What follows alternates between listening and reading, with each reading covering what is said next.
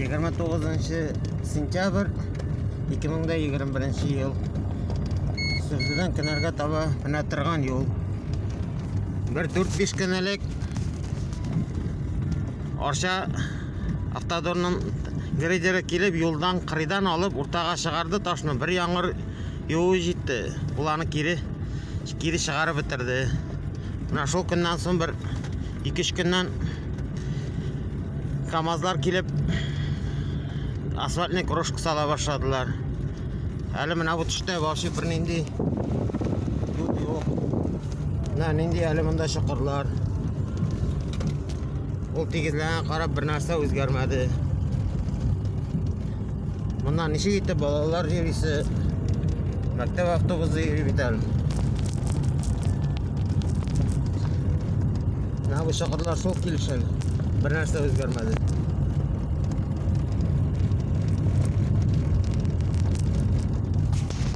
Мына асфальтный крошка жәйіле башлаған жері.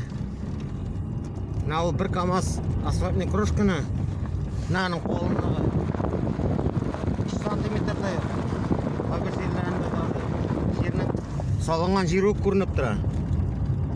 Мына ақсыл болып тұра. 300 метрға жәйділер бір КамАЗ. Мұның жәйілді не, жәйілмәді не файдасы бар.